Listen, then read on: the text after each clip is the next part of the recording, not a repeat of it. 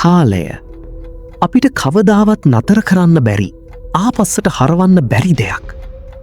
හැබැයි අද අපි ඉන්නේ ඒ කාලය පවා වෙනස් කරන්න පුළුවන් විප්ලවයක අද්දර. මනුෂ්‍ය ඉතිහාසයේ ලොකුම හැරවුම් ලක්ෂයට ඔබව පිළිගන්නවා. මේ ස්ටෝරි of time.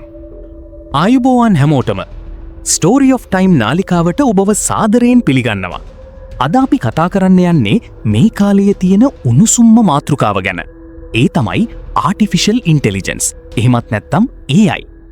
අපි ගල් යුගයේ ඉඳන් අද වෙනකන් ආපු ගමන දිහා බැලුවොත් හැම කාලයකදීම මිනිස්සු අලුත් මෙවලම් හොයාගත්තා. හැබැයි AI කියන්නේ තවත් එක මෙවලමක් විතරක් නෙවෙයි.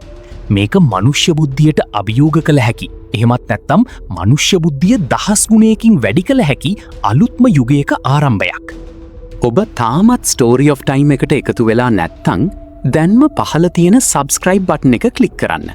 මොකද අනාගත ලෝකය ගැන මේ වගේ ගැඹුරු විස්තර අපි දිගටම ගෙන්න බලාපොරොත්තු වෙනවා. අපි නොදැනුවත්ම ලෝකෙ වෙනස් වෙලා ඉවරයි. ඔබ උදේ නැගිට්ට වෙලාවේ ඉඳන් රෑ නිදාගන්නකම් කරන හැම දෙයක් පිටුපසම අද අදෘශ්‍යමාන බලවේගයක් තියෙනවා. ඒක තමයි ආටිෆිෂල් ඉන්ටෙලිජන්ස්. එහෙමත් නැත්තම් AI.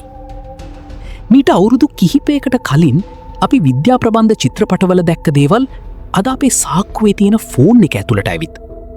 ChatGPT, Midjourney වගේ දේවල් නිසා අද ලෝකේ පුරා ලොකු සංවාදයක් ඇති වෙලා තියෙනවා. AI අපේ රැකියා ටික උදුර ගනීද? AI මිනිස් වර්ගයාව පාලනය කරන්න පටන් ගනීද? නැත්තම් මේක අපිට ලැබුණු ලොකුම ආශිර්වාදයක්ද? අද අපි මේ විනාඩි 20 ඇතුළත AI වල අතීතය, වර්තමානය සහ ඔබව බීතියට පත් කරන අනාගතය ගැන ගැඹුරින්ම කතා කරමු. AI කිව්ව ගමන් අපිට මතක් වෙන්නේ රොබෝලා. හැබැයි AI කියන්නේ රොබෝලා නෙවෙයි. මේක මෘදුකාංගයක්. 1950දී ඇලන් ටියුරින් කියන විද්‍යාඥයා ඇහුවා යන්ත්‍රයකට හිතන්න පුළුවන්ද කියලා. එතනින් තමයි මේ ඔක්කොම පටන් ගත්තේ. අද අපි දකින AI ක්‍රියා කරන්නේ නියුරල් නෙට්වර්ක්ස් හරහා. ඒ කියන්නේ අපේ මොලේ තියෙන ස්නායු සෛල වැඩ කරන විදිහ අනුකරණය කරලා හදපු පරිගණක ජාලයක්. මේවාට දත්ත බිලියන ගණනක් පෙන්නුවාම ඒවයින් රටා පැටර්න්ස් අඳුරගන්න මේවට පුළුවන්. උදාහරණයක් විදිහට බල්ලන්ගේ පින්තූර මිලියනයක් පෙන්නුවොත් ඊළඟ පින්තූරේ ඉන්නේ බල්ලෙක්ද නැද්ද කියලා AI එකට හරියටම කියන්න පුළුවන්. අද තියෙන ජෙනරේටිව් AI වලට පුළුවන් ඒ දත්ත පාවිච්චි කරලා අලුත්ම දෙයක් නිර්මාණය කරන්න. ඒක රූපයක්, සින්දුවක් හෝ මේ වගේ වීඩියෝ ස්ක්‍රිප්ට් එකක් වෙන්න පුළුවන්. බොහෝ දෙනෙක් බයවෙලා ඉන්නේ තමන්ගේ රැකියාවට මොකද වෙන්නේ කියලා. ගෝල්ඩ්මන් සැක්ස් වාර්තාවකට අනුව ඉදිරි අවුරුදු කිහිපය ඇතුළත ලෝකයේ රැකියා මිලියන 300කට AI බලපෑම් කරනවා. දත්ත ඇතුළත් කිරීම, පාරිභෝගික සේවා වගේම දැන් නිර්මාණශීලී ක්ෂේත්‍රවන ලේඛනය සහ ග්‍රැෆික් නිර්මාණයටත් මේක තර්ජනයක් වෙලා. හැබැයි ඉතිහාසය දිහා බැලුවොත් කාර් එක හොයාගත්තම අස්වරත පදවන්නන්ගේ රැකියාව නැති වුණා. හැබැයි රියදුරන්, මිකැනික්වරු වගේ දහස් ගණනක අලුත් රැකියා බිහි වුණා. AI වලදිත් වෙන්නේ ඒකයි. AI වලට බැරි දේවල් තියෙනවා. උදාහරණයක් විදිහට සංකීර්ණ ගැටලු විසඳීම, නායකත්වය සහ මනුෂ්‍ය සහකම්පනය, එම්පති. ඔබ AI වලට බය විය යුතු නැහැ. ඔබ කළ යුත්තේ AI භාවිතා කරන ආකාරය ඉගෙන ගැනීමයි. මොකද අනාගතයේදී රැකියා ලැබෙන්නේ AI දන්නා පුද්ගලයාටයි. නමුත් හැම දෙයක්ම සුන්දර නැහැ. AI වල භයානකම පැත්ත තමයි ඩීප් ෆේක්ස්. අද ඕනෑම කෙනෙකුගේ රූපය සහ කටහඬ පාවිච්චි කරලා ඔවුන් නොකියපු දෙයක් කියනවා වගේ පෙන්වන්න පුළුවන්. මේක මැතිවරණවලට, පුද්ගලික ජීවිතවලට ලොකු තර්ජනයක්. ඊළඟට තියෙන්නේ බයස්. එහෙමත් නැත්තම් පක්ෂපාතීත්වය. AI එකක් පුහුණු කරන්න ගන්න දත්තවල ජාතිවාදී හෝ වැරදි මත තියෙනවා නම් AI එකත් ඒ වැරදි තීරණම ගන්නවා. තවත් ලොකුම අවදානමක් තමයි ඔටෝනමස් වෙපන්ස්. මිනිස් පාලනයකින් තොරව තීරණ ගන්නා කිලර් රෝබොට්ස් අනාගත යුද්ධවලදී පාවිච්චි වීමේ අවදානමක් තියෙනවා. මේ නිසයි ලෝකයේ ප්‍රමුඛ පෙළේ විද්‍යාඥයෝ කියන්නේ AI වලට නීති රීති, රෙගියුලේෂන්ස් පනවන්න දැන්ම කාලය හරි කියලා.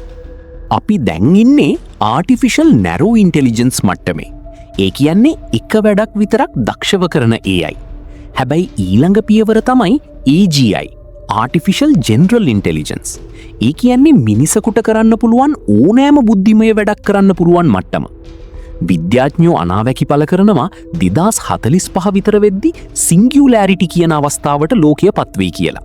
මෙතනදී AI තමන්වම දියුණු කරගන්න පටන් ගන්නවා. එතකොට ඒ බුද්ධිය මිනිස් බුද්ධිය වගේ 10 ගුණයකින් වැඩි වෙන්න පුළුවන්. ඒ වගේ මට්ටමකදී AI එකට මිනිස්සුන්ව පාලනය කරන්න හරි මිනිස්සුන්ව වැඩකට නැති පිරිසක් විදියට සලකන්න හරි ඉඩ තියෙනවා කියලා ස්ටීවන් හෝකින් පවා අනතුරු ඇඟෙව්වා. නමුත් මේ කාසියේ අනිත් පැත්තක් තියෙනවා. AI වලට පුළුවන් ලෝකයේ තියෙන ලොකුම ප්‍රශ්න විසඳන්න.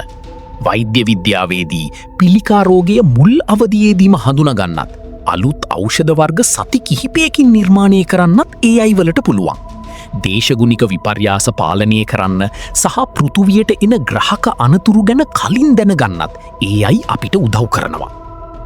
මිනිස්සු විදිහට අපිට කරන්න අමාරු භයානක සහ කම්මැලි වැඩ ඔක්කොම AI වලට බාරදීලා අපිට පුළුවන් වඩාත් නිර්මාණශීලී සහ අර්ථවත් ජීවිතයක් ගත කරන්න. ඒක හරියට අපේ මොලයට ලැබුණු ටර්බෝ එකක් වගේ. අවසාන වශයෙන් කියන්න තියෙන්නේ AI කියන්නේ තවදුරටත් අනාගතය නෙවෙයි. ඒක අපේ වර්තමානය. අපිට මේක නවත්තන්න බැහැ. හැබැයි අපිට පුළුවන් මේක පාලනය කරන්න. අනාගත ලෝකයේදී සාර්ථක වෙන්නේ AI වලට බය වෙන කෙනා නෙවෙයි. AI තමන්ගේ සහායකයෙක් කරගන්නා පුද්ගලයායි. මේ ගැන ඔබ මොකද හිතන්නේ? AI ඇත්තටම අපිට තර්ජනයක් වෙයිද? නැත්නම් අපේ ලෝකය මීට වඩා ලස්සන තැනක් කරයිද? පල්ලෙහායින් කමෙන්ට් කරන්න. වීඩියෝ එක වටිනවා කියලා හිතෙනවා නම් යාළුවන්ටත් බලන්න ෂෙයා කරන්න. මේ වගේම වැදගත් තවත් වීඩියෝවකින් හමුවෙමු.